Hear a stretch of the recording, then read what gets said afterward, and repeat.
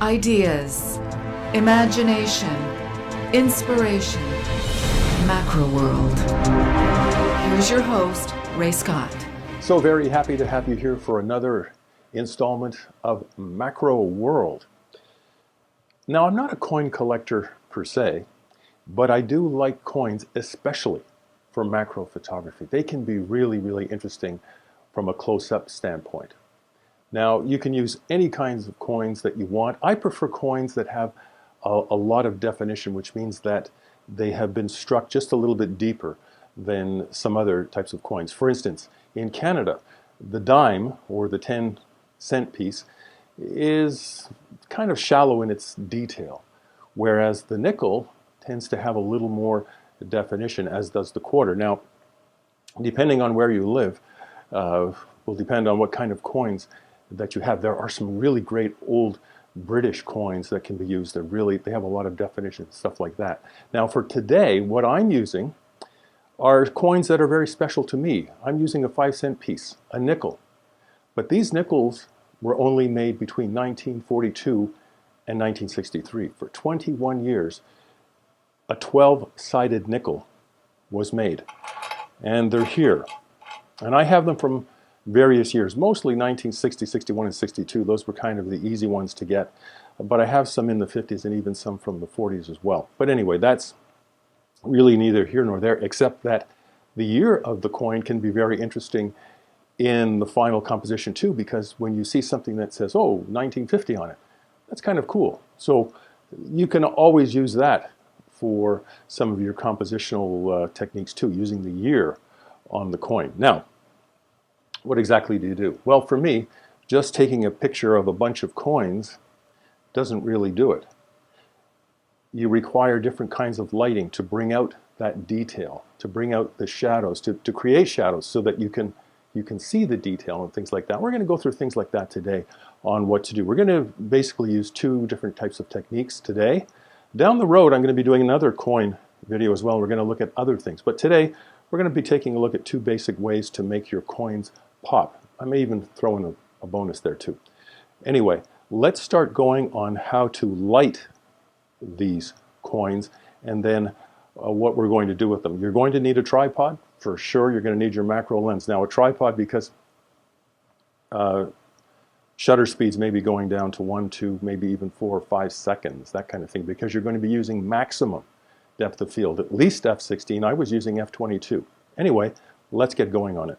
A pile of coins. I'm using the black velvet so that you can see them clearly, but you're not going to need that because you're going to be in so close that you won't be seeing anything in the background.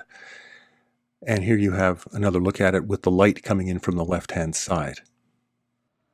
So we start off with our first way of shooting coins, which is basically throw them on the table, throw them on the surface and see what happens. Now you can do that, or you can, arrange them so that you have certain things in certain places like I did here. I wanted that 1947 coin to be kind of the center of attention. So it's the oldest coin there.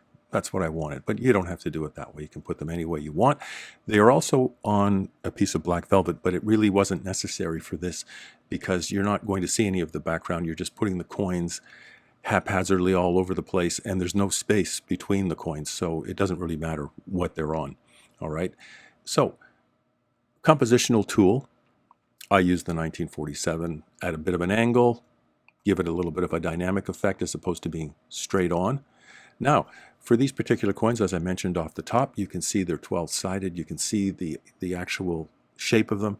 It's in detail. That's the beauty of macro photography. You can see stuff that you just normally pass by with the naked eye. You can see every little ridge and scratch and everything else. I just love this kind of photography. Now, second thing, and that's really, really important, obviously, is that the light is coming in from the left-hand side. I've got the light placed very low and to the left, and it's just raking across the surface so that you get those shadows, so that you don't have anything washed out, and you can see every detail because the light is coming in from an angle and very, very low.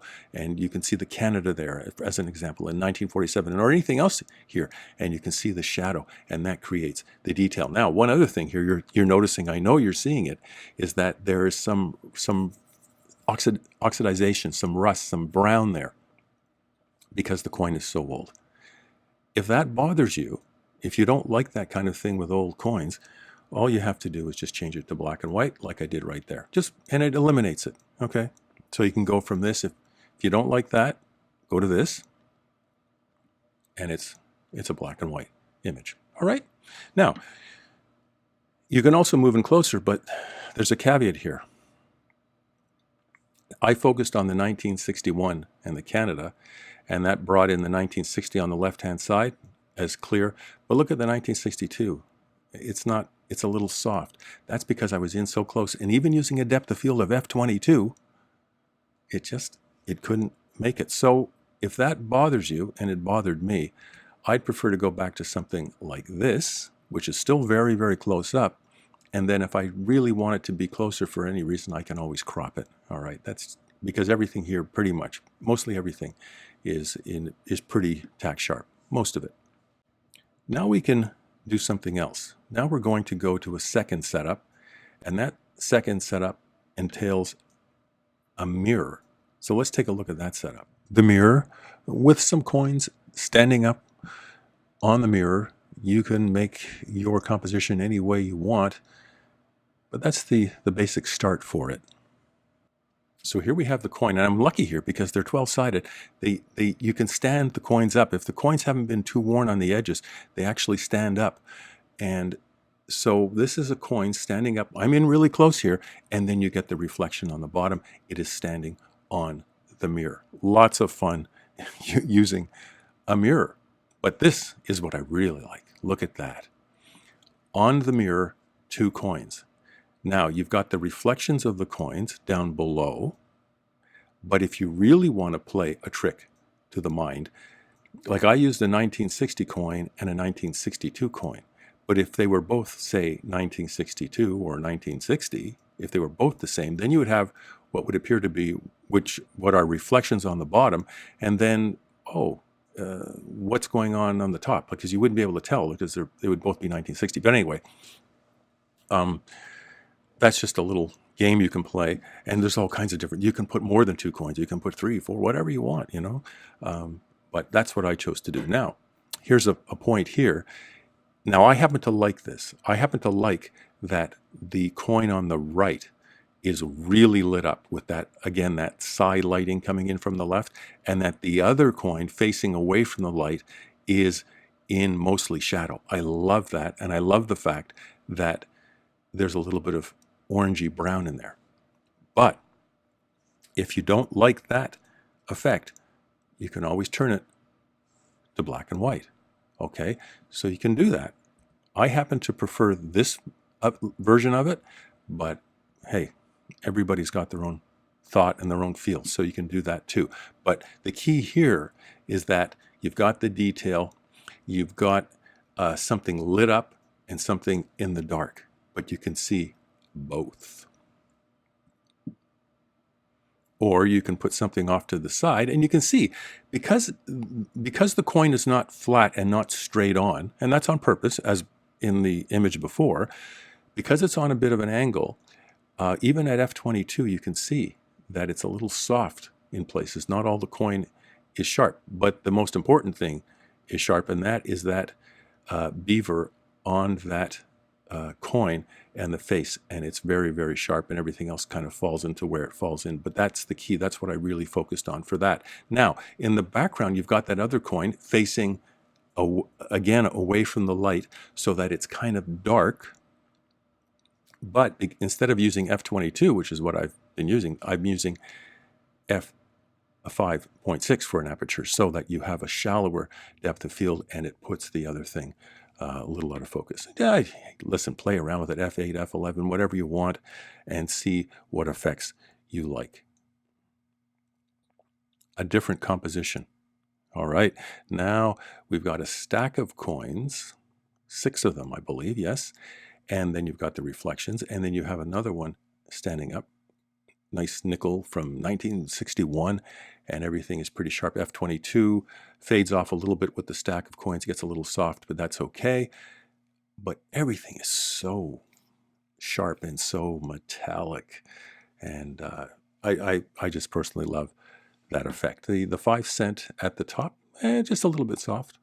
But again, the beaver is sharp and the Canon 1961 is sharp, and hey, you do the best you can. Now, you can always do focus stacking and everything will be absolutely tack sharp and all that sort of thing.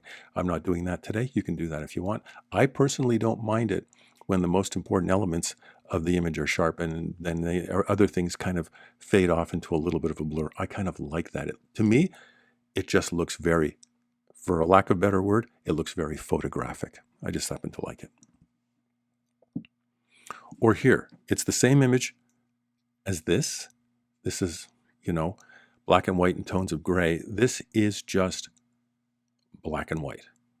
A completely different effect. Again, you're using the side lighting to highlight the ridges, but I've grossly underexposed this by 3, maybe I think it was even 4 stops. Really, really underexposed it so that it was a completely different effect again. Again, grossly underexposed. Light raking in from the left-hand side, highlighting the ridges, but there's a lot of black in here too. There's a lot of dark in here too. It's very abstract. This is what I was attempting to do with this, was just really to make it an abstract image. And finally, and this is like the third thing, and I'm not going into detail because a lot of people don't have different softwares and stuff like that, but you can play around with things like Topaz Studio or any other number of other softwares and come up with different things like this. Okay, just for fun.